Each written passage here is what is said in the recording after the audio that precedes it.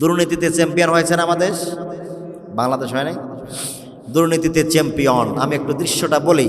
রাজনীতিতে অস্থিরতা, জনগণের বেহাল দশা, নেতাদের গরমে অশান্তি ছিল চরমে, আল্লাহর উপর আস্থা নাই, হানাহানি চলছে তাই, নারী নীতির সুবলে দেশ গিয়েছিল বিফলে, ধর্ম নিরপেক্ষতা নাস্তিকদের সক্ষতা, শাহবাগের হই রই নাস্তিকদের হইচই, মিডিয়া সব পরাধীন, গণতন্ত্রের দুর্দিন, চোর ডাকাতের বিচার নাই, আলেম ওলামা জেলখানায়, তাফসির মাহফিল বন্ধ করে 44 ধারা জারি করে, টুপি দেখলেই রাজাকার, পাঠিয়ে দেয় কারাগার, কত রঙের ভঙ্গি, সত্য বললেই জঙ্গি, আল্লাহু আকবার জিন্দাবাদ, কোরআন মানলেই মৌলবাদ, ক্ষমতার বাহাদুরি, জনগণের টাকা চুরি, সুদ ঘুষ দুর্নীতি গুম হত্যা নিষিদিন, বাংলাদেশের কালো দিন, কত শত ফেলানি, বিচার তো মেরেনি, টকশো লাভশো রানা প্লাজা ধ্বংস, আলাপ আর সংলাপ, নেতা নেত্রীর লাভ ঝাপ, এই হলো হালচাল, সব জায়গায় একই তাল, ইমান গেল, আমল গেল, শিক্ষা গেল, সংস্কৃতি গেল, সুখ শান্তি সব বিদায় নিল, মুসলমানের বাংলাদেশ এভাবেই তারা করে দিয়েছিল শেষ। কথা বলেন ঠিক না বেঠে? অনেক কিছু জানতে পারবেন, শিখতে পারবেন ইনশাআল্লাহ। আল্লাহ রাব্বুল আলামিন পৃথিবীতে 4 জন লোককে, 4 জন মানুষকে তামাম পৃথিবীর রাজত্ব দিয়েছিলেন, তামাম পৃথিবীতে তারা নেতৃত্ব দিয়েছিল। চিৎকার দিয়ে বলেন সুবহানাল্লাহ। জোরে বলেন কয়জন? 4 জনের মধ্যে 2 জন মুসলমান মুমিন, আর 2 জন হলো কাফের। 2 জন মুসলমান, একজন হলো বাদশাহ সুলাইমান আলাইহিস সালাম, আর একজন হলো বাদশাহ জুলকারনাইন। চিৎকার দিয়া বলেন সুবহানাল্লাহ। 2 জন কাফের হলো বাদশাহ নমরুদ, আর একজন হলো বাদশাহ বক্তেনসর। এই 4 জন গোটা পৃথিবীতে রাজত্বকারী মানুষের মধ্যে সবচাইতে বেশি ক্ষমতাশীল, সবচাইতে বেশি ক্ষমতা আল্লাহ তাআলা যাকে দিয়েছেন তার নাম হলো নবী সুলাইমান। কি নাম? নবী সুলাইমান। আল্লাহ রাব্বুল আলামিন নবী সুলাইমানকে এমন ক্ষমতা দিয়েছেন, ওয়ালি সুলাইমান আর-রিহা গুদুহা ওয়া রাওহা শাহরুন ওয়া রাওয়াহুহা শাহর। আল্লাহ রাব্বুল আলামিন নবী সুলাইমানের অধীন করে দিয়েছিলেন বাতাসকে। এই বাতাস নবী সুলাইমানের একটা রাজ সিংহাসন ছিল, যে সিংহাসনের মধ্যে জিন এবং মানুষ একই সাথে 6 লক্ষ যাত্রী নিয়া, প্যাসেঞ্জার নিয়া বাতাসের কাঁধের উপরে ভর করে একই দিনে সকালবেলা 1 মাসের পথ তিনি সফর করতেন, বাতাসের সাহায্যে সিংহাসনে উড়ে যেতেন এক দেশ থেকে আরেক দেশে।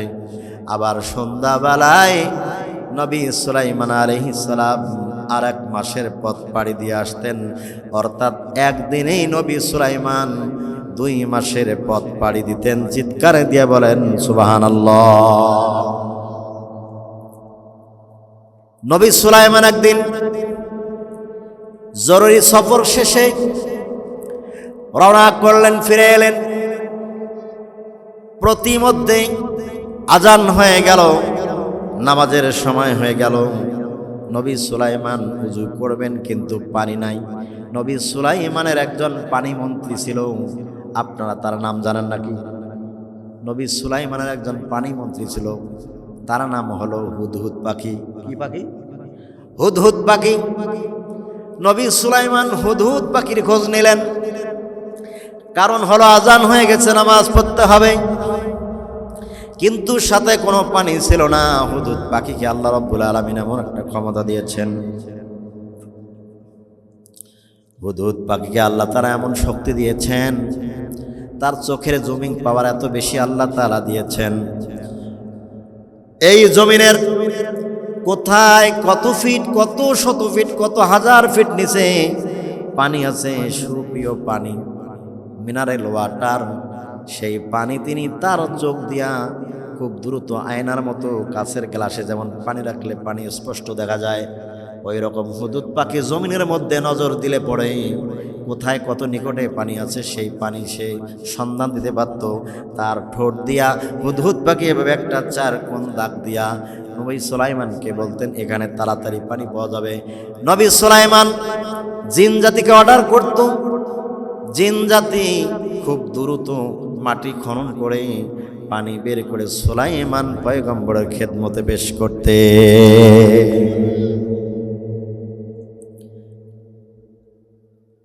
সেই সুলাইমান পয়গম্বর সেই দিন কি বলেছেন আল্লাহ পাক সূরা নমলের মধ্যে আলোচনা করেছেন, وَتَفَقَّدَ الطَّيْرَ فَقَالَ مَا لِيَ لَا أَرَى الْهُدْهُدَ أَمْ كَانَ مِنَ الْغَائِبِينَ।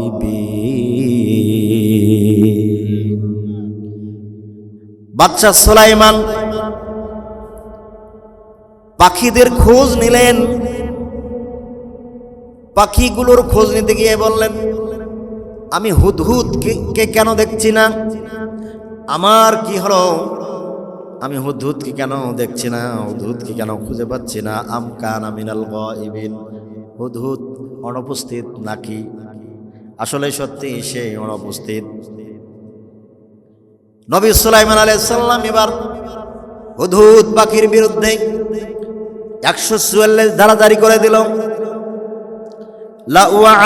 لَأُعَذِّبَنَّهُ عَذَابًا شَدِيدًا أَوْ لَأَذْبَحَنَّهُ أَوْ لَيَأْتِيَنِّي بِسُلْطَانٍ مُبِينٍ। সুলাইমান পয়গম্বর বললেন, হুদহুদকে আমি অবশ্যই কঠিন শাস্তি দেব। তাফসিরে ইবনে কাসির প্রণেতা লিখেছেন, তাফসিরে ইবনে কাসির ভাষ্যকার লিখেছেন, হুদহুদ পাখির পাখা এবং লেজ, পালক এবং লেজ সুলাইমান পয়গম্বর উপড়ে ফেলবেন। পাখির পালক এবং লেজ উপড়ে ফেললে পাখি উড়াতে পারে না। পালক এবং লেজ উপড়ে ফেলবেন, ফেলার পরে পাখিকে নিক্ষেপ করবেন। রোদে সে কষ্ট পাবে, উড়তে পারবে না। তারে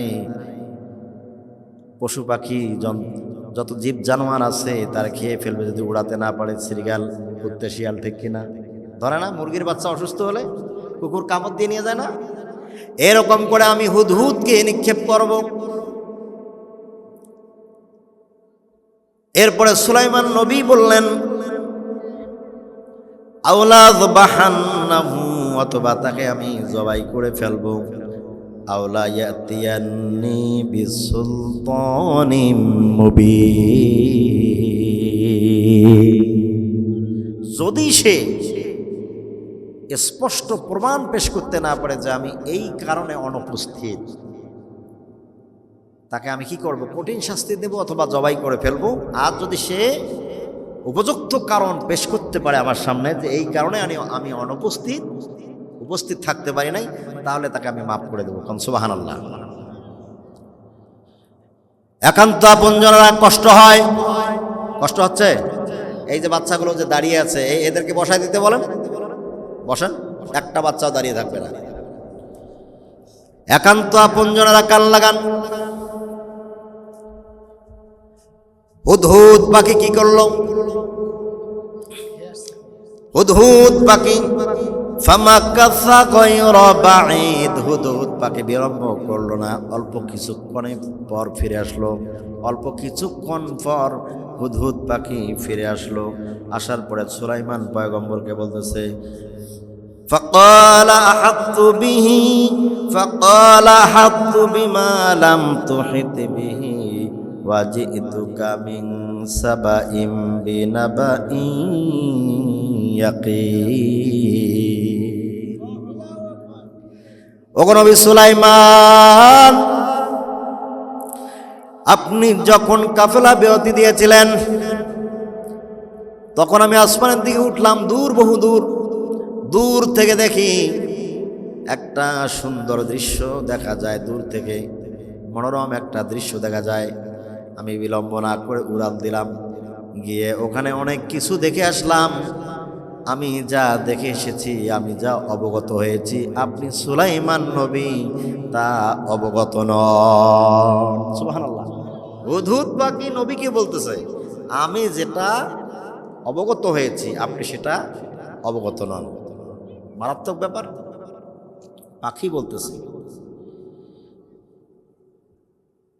ওয়াজিতুকা মিন সাবাইন বিনাবাইন ইয়াকিন।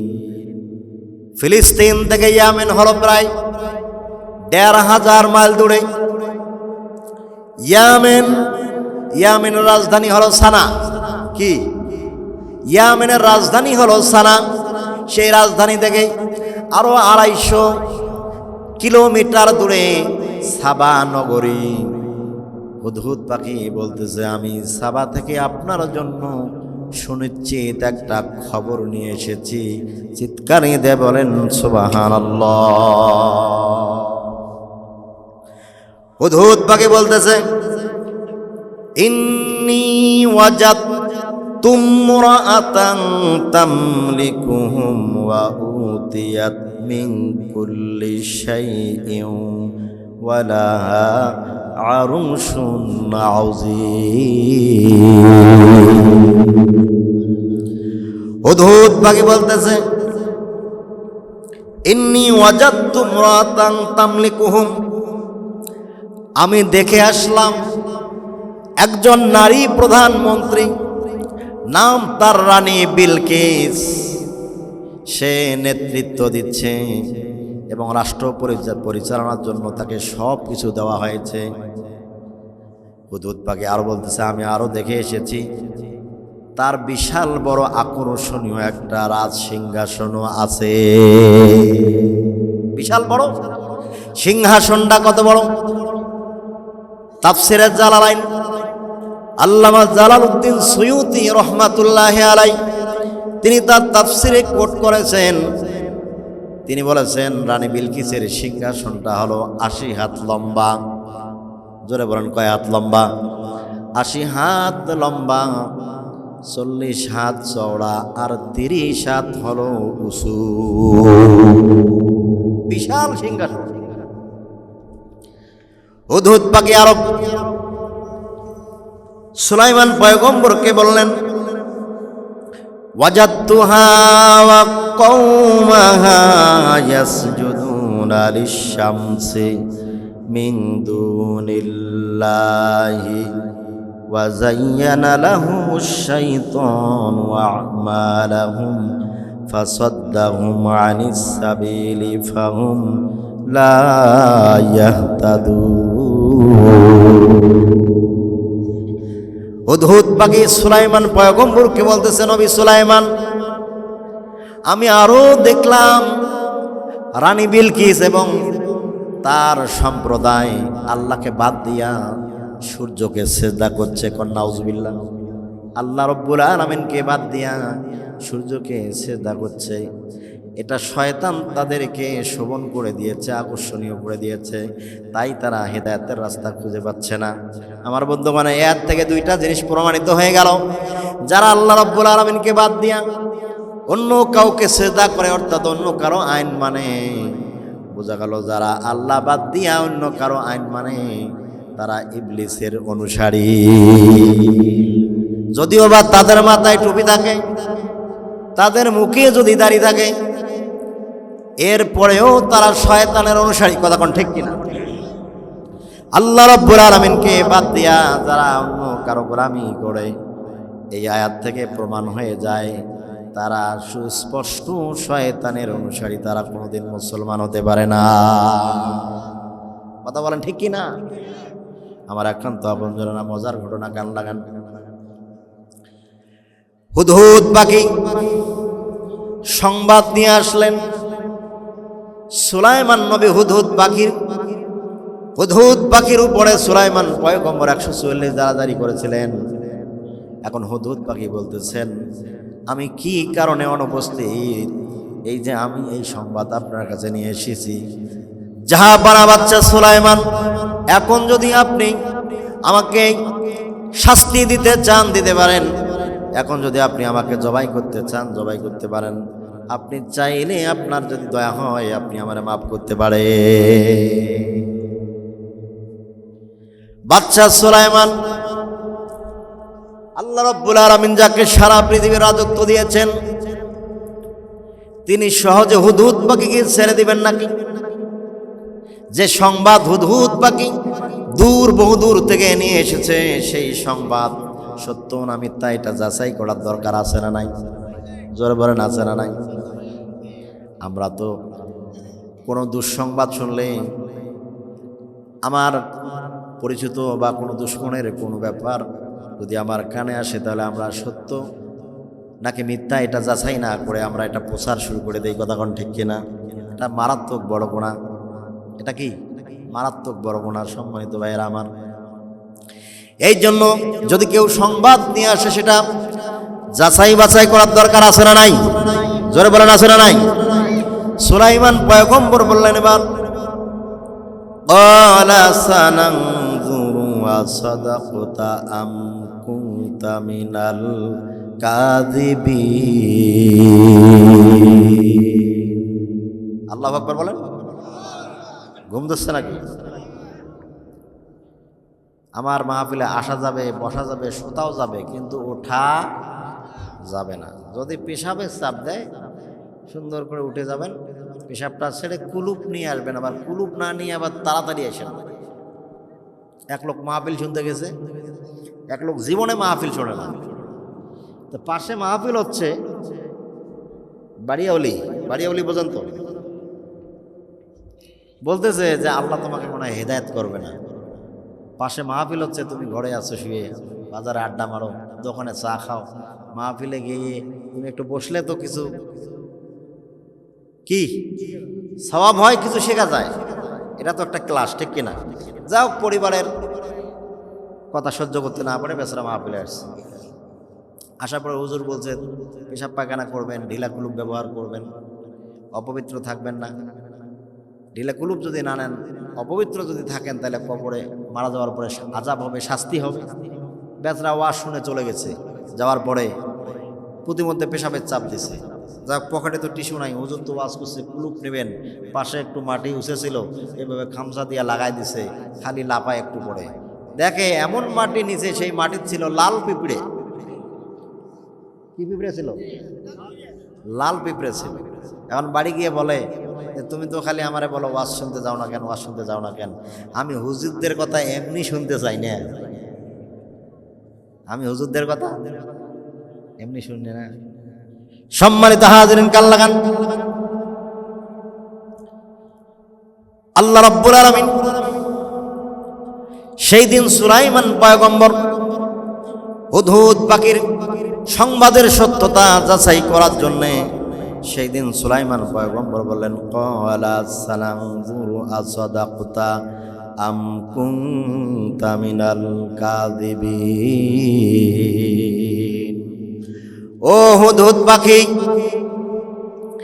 আমি অতি শীঘ্রই তোমাকে পরীক্ষা করব। কি করব? তোমাকে পরীক্ষা করব, তুমি সত্য সংবাদ নিয়ে এসেছো নাকি মিথ্যা সংবাদ নিয়ে এসেছো, তোমাকে পরীক্ষা করব। হুদহুদ পাখিকে সুলাইমান পয়গম্বর কি করলেন? একটা চিঠি লিখলেন। চিঠি লেখার পরে সুলাইমান নবী হুদহুদকে দিলেন। দেওয়ার পরে বললেন ইযহাব বিকিতাবি হাযা ফালকি ইলাইহিম সুম্মা তাওয়াল্লা আনহুম ফানজুর মাযা ইয়ারজিউন। আল্লাহু আকবার। সুলাইমান পয়গম্বর কি করলেন? হুদহুদ পাখিকে চিঠি দিলেন। ও হুদহুদ পাখি, চিঠিটা নাও তো দেখি। এই চিঠিটা নিয়া উড়াল দাও, চলে যাও সাবার রানী বিলকিসের কাছে। চিঠিটা নিয়ে হুদহুদ পাখি উড়াল দিল, সাবা রানী বিলকিসের কাছে তিনি চলে গেল। যাওয়ার পরে হুদহুদ পাখিকে সুলাইমান নবী আরো বলেছেন এই চিঠিটা পৌঁছায় দেওয়ার পরে একটু সরে থাকবা, এই চিঠির উত্তরে তারা কি বলে এই সংবাদটা তুমি আমাকে জানাবা। হুদহুদ পাখি সুলাইমান নবীর চিঠি নিয়ে চলে গেল, দূর বহুদূর চলে গেল। যাওয়ার পরে গিয়ে দেখলো সেই তদানীন্তন সময় হুদহুদ পাখি সাবার রানী বিলকিসের যে অবস্থা দেখলো, রানী প্রধানমন্ত্রী বন্ধুগণ পালাক্রমে 600 মহিলা রানী বিলকিসকে সেবা দিতেছে। লক্ষ লক্ষ আধুনিক শস্ত্রে সজ্জিত security guard, elite force, special security force রানী বিলকিসের সেই রাজ সিংহাসনটা ঘিরে রেখেছে, ডিউটি দেয়, পাহারা দেয়। এখন হুদহুদ পাখি গেল। যখন হুদহুদ পাখি পৌঁছিল তখন দুপুরবেলা। রানী বিলকিস খাওয়া করে দুপুরবেলার খাবার খেয়ে তিনি সোনার পালঙ্কে সোনার খাটের মধ্যে শুয়ে আরাম ফরমাচ্ছেন। জানালা বন্ধ, দরজা বন্ধ। হুদহুদ পাখি এখন কেমনে চিঠিটা রানী বিলকিসকে দিবে?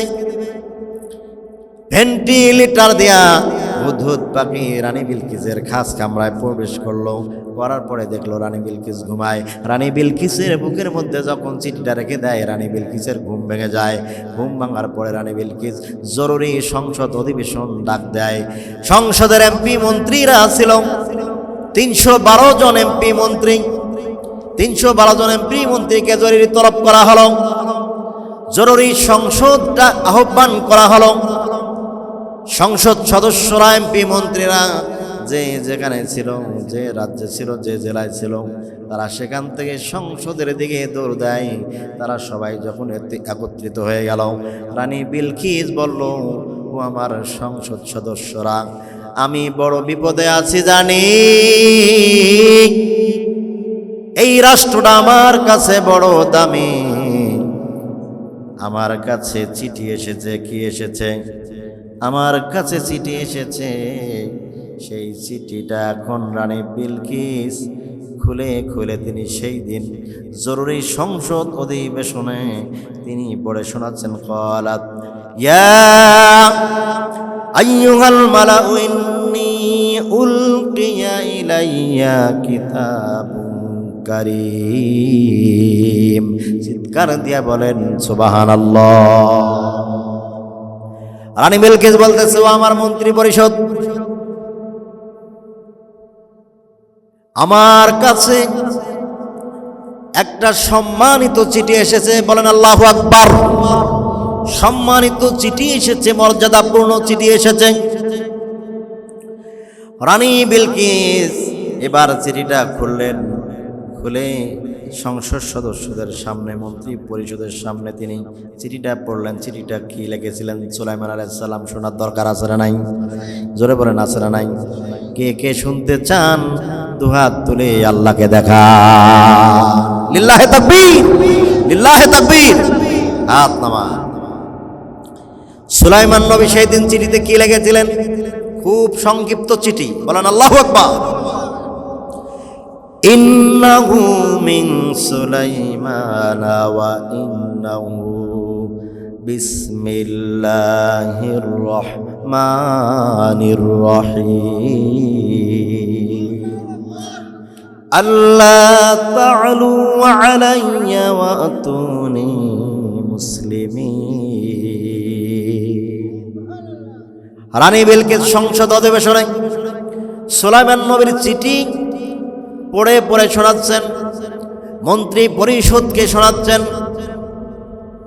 সম্মানিত চিঠিটা এসেছে বাদশাহ সুলাইমানের পক্ষ থেকে, পরম করুণাময় অসীম দয়ালু আল্লাহর নামে। এবং সেই চিঠির শেষ লাইনে লেখা ছিল, আল্লাহ তা'আলু আলাইয়া ওয়াতুনি মুসলিমিন। আমার এই চিঠিটা পাওয়ার পরে আমার সাথে অধ্যতপূর্ণ আচরণ করবা না, অহংকারী করবা না, বাড়াবাড়ি করবা না। আমার সাথে বাড়াবাড়ি করে কোনো ফায়দা হবে না, কোনো লাভ হবে না। ভদ্রলোকের মতো চিঠি পাওয়ার পরে আত্মসমর্পণ করে আমি সুলাইমানের কাছে চলে আসো। চিঠি পাওয়ার পরে বাড়াবাড়ি করিও না, অহংকারী করিও না। রানী বিলকিস যখন চিঠি মন্ত্রী পরিষদকে শোনালো, সেই দিন মন্ত্রীরা কি বলেছিল রানী বিলকিসকে? রানী প্রধানমন্ত্রীকে কি বলেছিল? রানী বিলকিস আরো বলল, ক্বালাত ইয়া আইয়ুহাল মালাউ আফতুনি ফি আমরি মা কুনতু কাতিআতান আমরান হাত্তা তাশহাদু। ও আমার মন্ত্রী পরিষদ, ও এমপি মন্ত্রীরা শোনো, ইতিপূর্বে যত সিদ্ধান্ত নিয়েছি স্বৈরাচারের মতো একা একাই কোনো সিদ্ধান্ত নেই নাই, আপনাদের সাথে পরামর্শ করে সিদ্ধান্ত নিয়েছি। আমি বড় বিপদে পড়েছি, আপনারা আমাকে পরামর্শ দেন কি করব। এই চিঠিতে হুমকি দেওয়া হয়েছে, যদি আত্মসমর্পণ করে না আসো তাহলে সুলাইমান পয়গম্বর বলেছে আমরা চলে যাব, আমাদের মোকাবেলা করার দুঃসাহস তোমার নাই, পৃথিবীর কারো নাই। কোন আল্লাহু আকবার। চিঠিতে হুমকি দেওয়া হয়েছে। মন্ত্রী পরিষদ কি বলল? ক্বালু নাহনু উলু কুওয়াতিন ওয়া উলু বাসিন শাদীদ ওয়াল আমরু ইলাইকি ফানজুরি মাযা তা'মুরিন। মন্ত্রী পরিষদ বলল, এমপি মন্ত্রীরা বলল, ক্বালু নাহনু উলু কুওয়াতিন ওয়া উলু বাসিন শাদীদ, আমরা কঠিন যোদ্ধা এবং শক্তিশালী, যুদ্ধ করার জন্য যা কিছু প্রয়োজন সব আমাদের আছে। আমরা বড় পালোয়ান, বড় শক্তিশালী যোদ্ধা, যুদ্ধ করার জন্য যা কিছু প্রয়োজন সব আছে। আপনি হুকুম করবেন যখন, দেখতে পারবেন তখন। রানী বিলকিসকে এইভাবে মন্ত্রী পরিষদ যখন বলল, এরপরে রানী বিলকিসকে তারা বলল ওয়াল আমরু ইলাইকি, এখন সিদ্ধান্ত আপনার। আপনি যদি অর্ডার করেন যুদ্ধে যাব, অর্ডার যদি না করেন যুদ্ধে যাব না আমরা। এখন এখতিয়ার আপনার। ফানজুরি মাযা তা'মুরিন, এখন আপনি ভেবে দেখেন কি করবেন। রানী বিলকিস প্রধানমন্ত্রী, তিনি ছিলেন খুব বুদ্ধিমতী মহিলা, আমাদের মতো ছেঁড়া বেড়া মহিলা না, খুব মেধাবী মানুষ, খুব বুদ্ধিমতী মহিলা, বিচক্ষণশীল মহিলা। এমপি মন্ত্রীদের একটা বদভ্যাস অতীতে ছিল, এখনো আছে, যেটা সত্য সেটাও তারা সত্য বলে, যেটা মিথ্যা সেটাও তারা সত্য বলে। কথা কোন ঠিক কিনা? এরা সত্যকে মিথ্যা বলে, মিথ্যাকে সত্য বলে, এরা চালায় দেয়, উস্কে দেয়। এই আয়াত থেকে কি বুঝলেন? এমপি মন্ত্রীরা রানী বিলকিসকে উস্কে দিল যে আমরা কি করব, আমরা অবশ্যই যুদ্ধ করব, সব কিছু আছে, আমরা যুদ্ধ করব, আমরা পিছপাব না, আমরা কঠিন যোদ্ধা, আমরা বড় শক্তিশালী, অবশ্যই অবশ্যই আমরা যুদ্ধ করব। সম্মানিত আপনজনেরা আমার, রানী বিলকিস এমপি মন্ত্রীদের কথায় কান দিলেন না। তিনি কি করলেন? তিনি বললেন আমরা এখন আপাতত যুদ্ধেও জড়াবো না, আত্মসমর্পণ করে সুলাইমানের কাছেও যাব না। কত সুন্দর সমাধান! আমরা যুদ্ধেও জড়াবো না, আত্মসমর্পণ করে সুলাইমানের কাছেও যাব না। রানী বিলকিস সেদিন কি বললেন? ক্বালাত ইন্নাল মুলুকা ইযা দাখালু ক্বরিয়াতান আফসাদুহা ওয়া জা'আলু আ'iজ্জাতা আহলিহা আযিল্লা। আমরা যুদ্ধ করব না, আত্মসমর্পণও করব না। যখন কোন স্বৈরাচার রাজা বাদশাহ কোনো দেশে আগমন করে, প্রবেশ করে যুদ্ধ করার জন্য, সেই দেশের একটা একটা করে সব কিছু ধ্বংস করে দেয়, আর ওই দেশের সম্মানিত লোকগুলোকে বেইজ্জতি করে। চিৎকারই দিয়ে বলেন ঠিক কিনা? যারা স্বৈরাচার সরকার, তারা দেশের একটা একটা করে সব কিছু ধ্বংস করবে, অর্থনীতি ধ্বংস করে দিবে, শিক্ষানীতি ধ্বংস করে দিবে, সমাজ ব্যবস্থা ধ্বংস করে দিবে, কোর্ট কাছারি, পার্লামেন্ট, সেক্রেটারিয়েট, তারা আইন আদালত সব কিছু ধ্বংস করে দিয়ে তারা মব জাস্টিস তৈরি করবে, যেটা নিজেই বলবে সেটাই আইন। দেশের আইন আদালতের কোনো তারা ধার ধারে না। কথা কোন ঠিক কিনা? একটা একটা করে ধ্বংস করে দেয় আমার একান্ত আপনজনেরা। আর কি করে? দেশের সম্মানিত লোকগুলোকে তারা অপদস্থ করে জেলে ঢুকায়, ফাঁসির কাস্তে ঝুলায় দেয়। কথা বলেন ঠিক কিনা? তাফসীর মাহফিলে 144 ধারা জারি করে দেয়। যাদের মাথায় টুপি থাকে তাদেরকে রাজাকার আখ্যা দেয়। কথা বলেন ঠিক কিনা? রাজনীতিতে অস্থিরতা শুরু হয়ে যায়, দুর্নীতিতে তারা বারবার চ্যাম্পিয়ন হয়ে যায়। কথা বলেন ঠিক কিনা? আমি কি একটু বলবো? কথা হয় না, ভয় লাগতেছে? 24 পরবর্তী সময় আর কোনো ভয়ের কারণ আছে? হক কথা বলতে কোনো অসুবিধা আছে? এই অপকর্মগুলো না করত, প্রধানমন্ত্রী থেকে ফাঁসির আসামি হতো না। কথা বলেন ঠিক কিনা? অপকর্ম করার কারণেই আজকে প্রধানমন্ত্রী থেকে ফাঁসির আসামি। সম্মানিত হাজিরিন, কাল লাগান।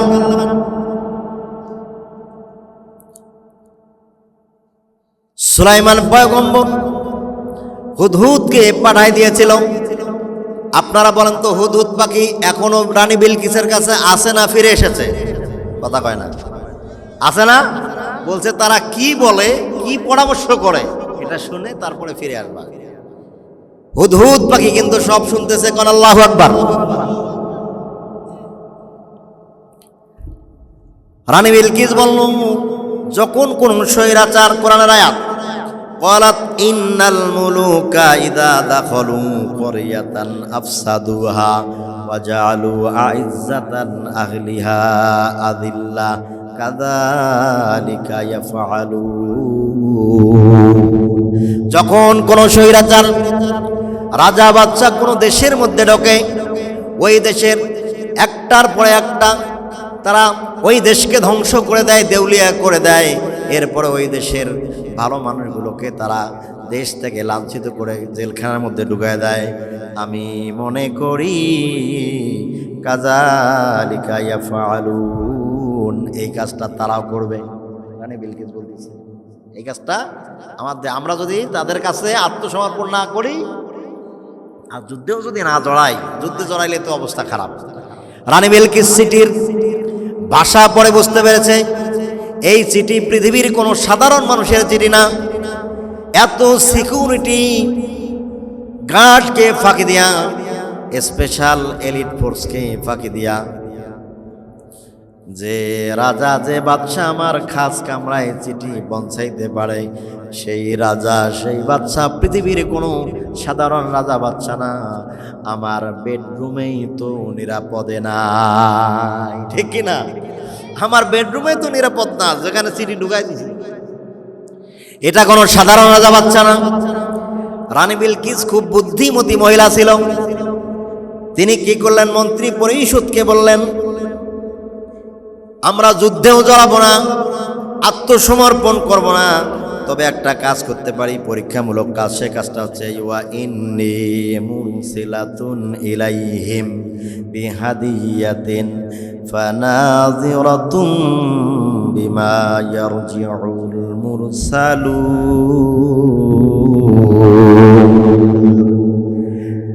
আমরা পরীক্ষা করার জন্য তাকে 500 স্বর্ণের ইট, 500 রূপার ইট, একটা স্বর্ণের মুকুট আর অনেকগুলো পুরস্কার, হাদিয়া, তোফা, উপহার সহ আমরা তার কাছে পাঠাই।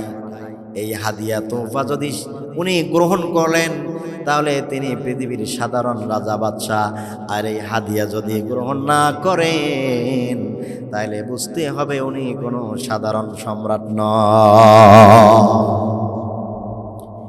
রানী বিলকিস 500 সোনার ইট, 500 রূপার ইট, স্বর্ণের একটা মুকুট, অনেকগুলো হাদিয়া, অনেকগুলো উপহার সহ 500 এমন সুন্দরী যুবতী এবং 500 এমন সুদর্শন যুবক প্রস্তুত করলেন। এমন বয়সের যুবক যুবতীদেরকে তিনি আহ্বান করলেন। একসাথে দাঁড়াইলে বোঝা যায় না আসলে কোনটা মেয়ে কোনটা ছেলে, এটা সহজে বোঝার মানে কোনো বুদ্ধি নাই। রানী বিলকিস 500 যুবক 500 যুবতীকে ডাকলেন। যুবতীগুলোকে যুবকদের পোশাক পরায় দেওয়া হলো, আর যুবকগুলোকে যুবতীদের পোশাক পরায় দেওয়া হলো। দেওয়ার পরে 500 সোনার ইট, 500 রূপার ইট, একটা স্বর্ণের মুকুট আর অনেকগুলো উপহার সহ তাদেরকে পাঠায় দিল যে যাও তোমরা চলে যাও, এই হাদিয়াগুলো দিয়ে আসো। আমার একান্ত আপনজনেরা কান লাগান। এবার হুদহুদ পাখি মন্ত্রী পরিষদের সাথে রানী বিলকিসের ওই রাজ্যের ওই দেশের এমপি মন্ত্রীদের সাথে কি পরামর্শ হলো, কি সিদ্ধান্ত হলো, এবার হুদহুদ পাখি সব কিছু শোনার পরে বাদশাহ সুলাইমান পয়গম্বরের উদ্দেশ্যে হুদহুদ পাখি উড়াল দিয়েছে। বাদশাহ সুলাইমানের কাছে আসি হুদহুদ পাখি হাজির। সুলাইমান নবীকে বলতেছেন, নবীজি তারা এই সিদ্ধান্ত নিয়েছে। সুলাইমান পয়গম্বর আল্লাহ রাব্বুল আলামিন তাকে রাজত্ব দিয়েছেন, তিনি পৃথিবীর সমস্ত সৃষ্টিকুলের ভাষা বুঝতেন, পিপিলিকার ভাষা বুঝতেন, সমুদ্রের মাছের ভাষা তিনি বুঝতেন, গর্তের পিপিলিকার ভাষা তিনি বুঝতেন, আকাশের পাখির ভাষা তিনি বুঝতেন, বন জঙ্গলের জন্তু জানোয়ার তাদের পশু পাখিগুলোর ভাষাও তিনি বুঝতেন। জিন জাতিকে অনুগত করে দিয়েছেন। জিন জাতিরা সুলাইমান নবীর অনুগত সৃষ্টি, আল্লাহ রাব্বুল আলামিনের সৃষ্টি। জিন জাতিরা মুহূর্তের মধ্যে যে কোনো কাজ করতে পারে, কথা বলেন ঠিক কিনা? সুলাইমান নবী হুদহুদ পাখির কাছ থেকে সংবাদ শোনার পরে সুলাইমান নবী বললেন, তাহলে তারা কি রওনা দিয়েছে? হুদহুদ পাখি বলতেছে, হ্যাঁ রানী বিলকিসের 1000 পুরুষ এবং মহিলা রওনা করেছে, অর্থাৎ 500 যুবক 500 যুবতী রওনা করেছে, তারা আসতেছে। বাদশাহ সুলাইমান নবী সুলাইমান এবার কি বললেন, জিন জাতিদেরকে অর্ডার দিলেন, ও জিন জাতিরা কি কোথায় আছো, জলদি করে চলে আসো। জিন জাতিরা সুলাইমান নবীর সামনে হাজির হয়ে গেল।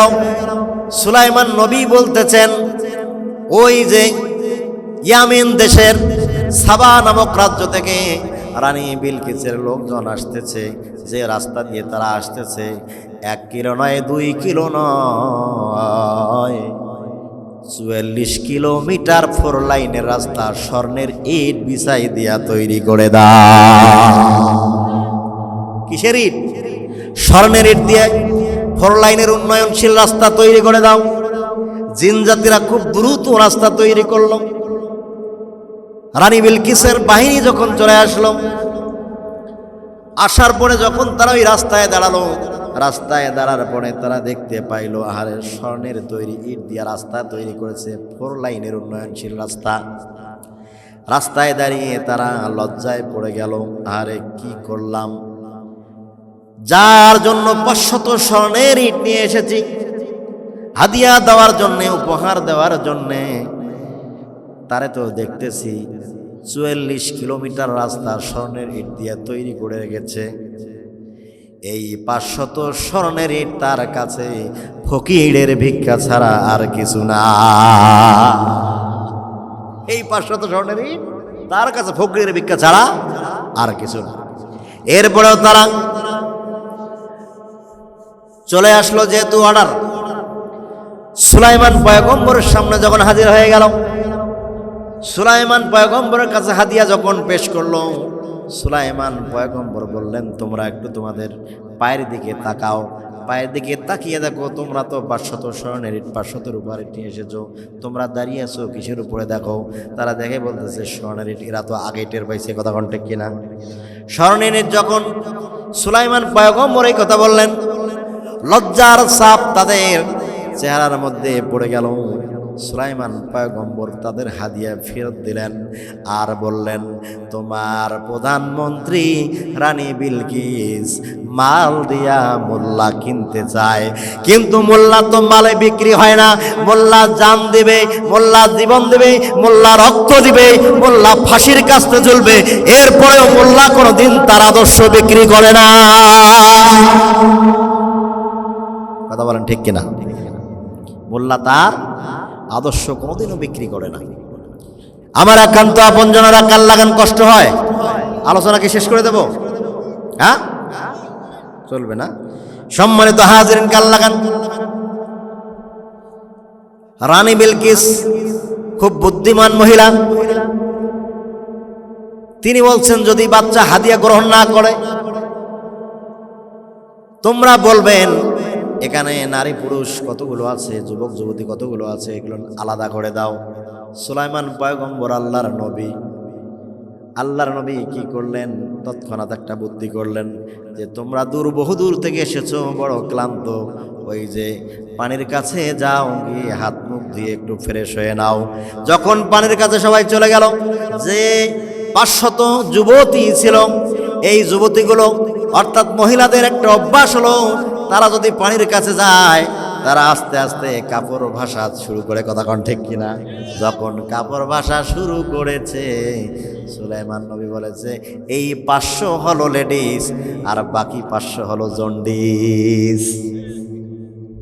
এই 500 লেডিস আলাদা করে দেওয়া হলো। এরপরে রানী বিলকিস আরো কি দিয়েছে, একটা রড দিয়েছে, 20 মিলি একটা রড দিয়েছে, সাথে সুতাও দিয়েছে। বলছে যে এই রডটা যেন ছিদ্র করে সুই তৈরি করে যেন সুতা ঢুকাই দেয়। সুলাইমান পয়গম্বরের হাতে যখন রডটা দেওয়া হলো, আর বলা হলো আপনাকে এই রডের মধ্যে ছিদ্র করে সুতা ঢুকাই দিতে বলেছেন। সুলাইমান পয়গম্বর একটা মুজিজা ছিল, লোহার মধ্যে হাত দিলে সাথে সাথে লোহা গলে যায়, কোন সুবহানাল্লাহ। সুলাইমান পয়গম্বর লোহার মধ্যে হাত দেওয়ার সঙ্গে সঙ্গে লোহা গলে গেল, ছিদ্র করে দিয়া সুই ঢুকাই দিল। আর রানী বিলকিস আরো বলেছেন যে সমুদ্রেরও পানি না, আসমানেরও পানি না, মাঝখান থেকে আমার জন্য 1 বোতল পানি নিয়ে আসিও। সুলাইমান পয়গম্বরকে বলিও সে যেন নদীর পানিও না, এরপরে আসমানের বৃষ্টির পানিও না, সে যেন মাঝখান থেকে পানি নিয়ে দেয়। সুলাইমান পয়গম্বর এইভাবে, তাকে তো আল্লাহ তাআলা মুজিজা দিয়েছেন, এইভাবে আসমানের মধ্যে বোতলটা এইভাবে একটা পাক দিলেন, চক্র দিলেন, সাথে সাথে বোতল ভর্তি হয়ে গেল। চিৎকার দিয়ে বলেন সুবহানাল্লাহ। এবার কি করল, হাদিয়া তোহফাগুলো তারা বাদশা সুলাইমান আলাইহিস সালাতু ওয়াস সালাম হাদিয়া তোহফাগুলো গ্রহণ করলেন না। সুলাইমান পয়গম্বর কি বললেন, ফালাম্মা জাআ সুলাইমান ক্বালা আতুমিদ্দুনানি বিমাল। আল্লাহ রাব্বুল আলামিন আমাকে যা কিছু দান করেছেন, যা কিছু দিয়েছেন, এটা তোমাদের চাইতেও হাজার হাজার কোটি কোটি শত কোটি গুণ বেশি। তোমাদের মাল আমি গ্রহণ করব না। তোমাদের রানী যদি আত্মসমর্পণ না করে, আমরা যদি আক্রমণ চালাই, আমরা যদি হামলা চালাই, তাহলে তোমাদের অবস্থা কিন্তু খারাপ হয়ে যাবে। রানী বিলকিসের কাছে তারা ফেরত চলে গেল, গিয়ে বলল, ও রানী বিলকিস, আপনি যার কাছে পাঠাইছেন তার সাথে আমরা প্রথমেই তো যুদ্ধ করতে চেয়েছিলাম, আমরা ওনার সাথে যুদ্ধ করে কোনো দিনও বিজয় অর্জন করতে পারবো না। উনি পৃথিবীর কোনো সাধারণ বাচ্চা নন। পৃথিবীর সাধারণ রাজা বাচ্চাগুলো তো হাদিয়া গ্রহণ করে, কথা কোন ঠিক কিনা? কিন্তু উনি তো আল্লাহর নবী, উনি হাদিয়া গ্রহণ করবেন না। যেখানে 500 ইট তারা নিয়ে এসেছেন আর হাজার হাজার লক্ষ লক্ষ স্বর্ণের ইট দিয়া সেখানে সুলাইমান পয়গম্বর 4 লাইনের উন্নয়ন রাস্তা তৈরি করে দিয়েছে। উনি কি হাদিয়া গ্রহণ করবেন? যাও যাও, চলে যাও। তোমার রানী বিলকিস যদি আত্মসমর্পণ না করে তাহলে তার খবর আছে। চলে গেল। চলে যাওয়ার পরে রানী বিলকিস এবার চিন্তা করলো, পৃথিবীর তিনি সাধারণ কোনো রাজা বাচ্চা নন, তার কাছে আত্মসমর্পণ ছাড়া আর কোনো বুদ্ধি নাই। আছে কোনো আরো বুদ্ধি? বুদ্ধি নাই। তিনি লক্ষ লক্ষ সৈন্যবাহিনী নিয়ে তিনি রওনা করলেন বাদশা সুলাইমান পয়গম্বরের উদ্দেশ্যে। হুদহুদ পাখি বাদশা সুলাইমান নবী সুলাইমান আলাইহিস সালামকে আবার সংবাদ দিলেন, ও নবী সুলাইমান, রানী বিলকিস লক্ষ লক্ষ সেনাবাহিনী, তার জনগণ নিয়ে, তার মন্ত্রী পরিষদ এমপি মন্ত্রীদেরকে নিয়ে তিনি রওনা করেছেন। এবার বাদশা সুলাইমান পয়গম্বর বলতেছেন, রানী বিলকিসের একটা বড় সিংহাসন ছিল, এই সিংহাসনটাকে খুব দ্রুত নিয়ে এসে হাজির করাই দিতে পারবে? লিল্লাহে তাকবীর।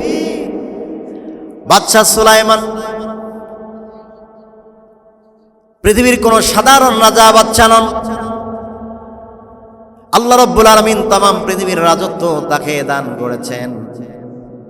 তিনি মুহূর্তের মধ্যে এক দেশ থেকে আরেক দেশ চলে যান।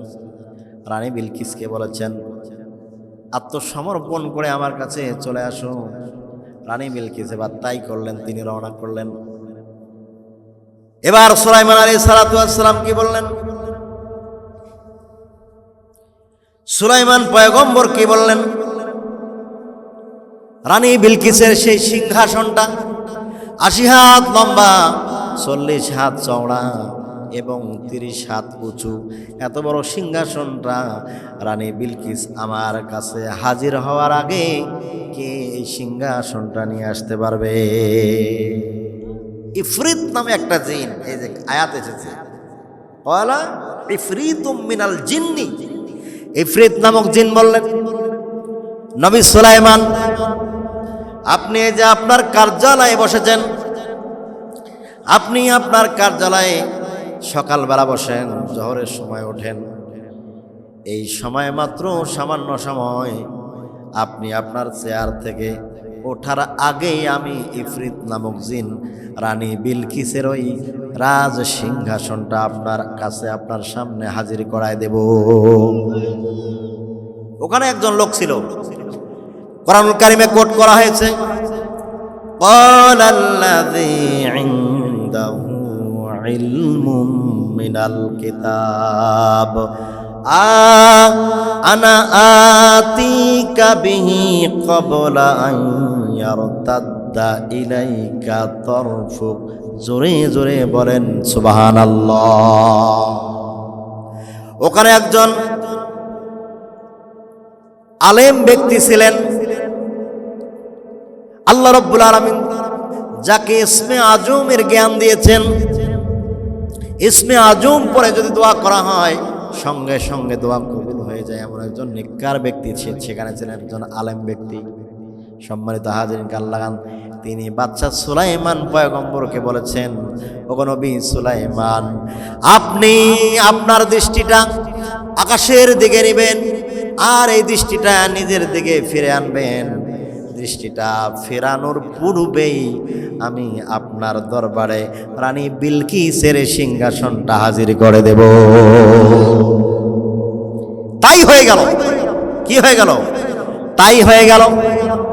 আল্লাহর বান্দা, বুজুর্গ ব্যক্তি, আল্লাহর ওলি, আল্লাহ রাব্বুল আলামিনের অনুগত বান্দা ইসমে আজম পরে দোয়া করেছে। আল্লাহ রাব্বুল আলামিন যখন বলেন কুন ফায়াকুন, হওয়ার সঙ্গে সঙ্গে হয়ে যায়। আল্লাহর বান্দা দুহাত তুলে আল্লাহকে ডাক দিয়েছেন। আল্লাহ রাব্বুল আলামিন নিজ কুদরতে সেকেন্ডের মধ্যে রানী বিলকিসের হাজার হাজার মাইল দূরে সেই বিশাল বড় সিংহাসনটা মুহূর্তের মধ্যে আল্লাহর নেককার বান্দার দোয়ার বরকতে আল্লাহ রাব্বুল আলামিন সুলাইমান পয়গম্বরের দরবারে হাজির করাই দিয়েছে। সুলাইমান পয়গম্বর রানী বিলকিসের সিংহাসনটা দেখে কি বলেছেন? ক্বালা হাযা মিন ফাদলি রাব্বি। সুবহানাল্লাহ, ইহা আমার রবের অনুগ্রহ। আল্লাহর অনুগ্রহ ছাড়া, আল্লাহর দয়া ছাড়া এটা সম্ভব নয়। আল্লাহু আকবার। সম্মানিত হাজিরিন, রানী বিলকিস চলে আসলো।